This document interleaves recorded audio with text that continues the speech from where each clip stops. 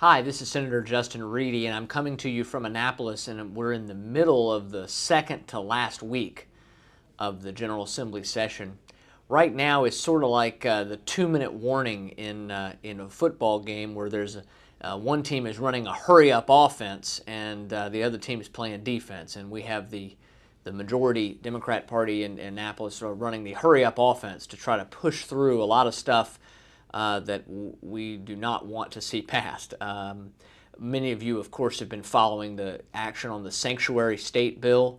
That is still in my committee, in the Senate Judicial Proceedings Committee. We are probably going to be voting that at some point this week. We've been having some discussion about it.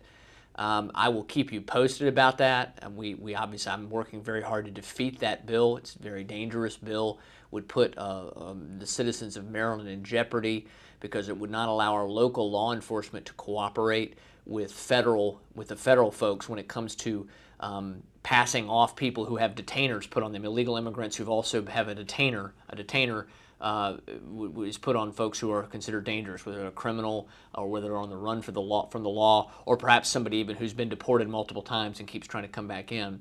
This bill would keep our local law enforcement, once they've arrested somebody, from being able to communicate and do that effectively and communicate with ICE and with other federal agencies.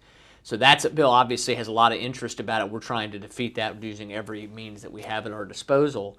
As I mentioned, because this is sort of a 2-minute warning situation where we're trying to stop things from being rammed through, the parade of hits go on with trying to take away power from Governor Hogan. Just yesterday, we had legislation pass the Senate that tries to basically say that DNR can't manage oyster projects and oyster sanctuaries, which is, it's just like, it's just another thing trying to take more power away from the governor.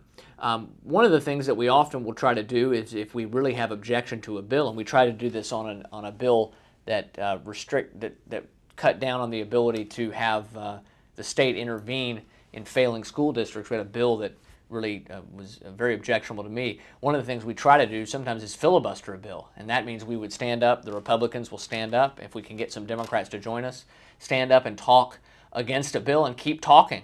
The Senate allows for unlimited debate, but eventually what will happen is, if we talk for a while, we offer amendments, we talk, we debate the bill, eventually a member of the majority party can make this motion and hand this written motion out, called a motion to limit debate. And if 29 people or more vote to limit debate, then the Senate can limit our ability to debate much longer. So usually they'll give us, say, okay, the motion's to limit debate to another 30 minutes or another hour, and then we're done debating it. So yesterday we tried to filibuster a bill, this education bill that we feel was very destructive and could actually put Maryland in jeopardy of losing federal dollars. And it was a bill, again, aimed at sort of slapping at President Trump and slapping at the Secretary of Education at the federal level. It was a bill that I strongly opposed. And this unfortunately passed because it was 33-14. We only had the 14 Republicans go with us. So that's why state legislators is an important position. You have opportunities to not just to pass bills, but sometimes to really affect positive change even on the floor of the Senate. So it's something that we take very seriously. We're going to continue. It's been a very, very busy time, and I think you can tell by the number of things I'm trying to talk about in this video. We do have some positive things that have happened as well. I'll probably do another video again soon to talk about some positive things, some positive developments.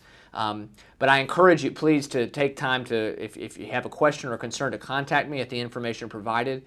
I really appreciate the honor to serve you in Annapolis, and we're going to continue working hard to make our state better for working families and small businesses. Thank you very much.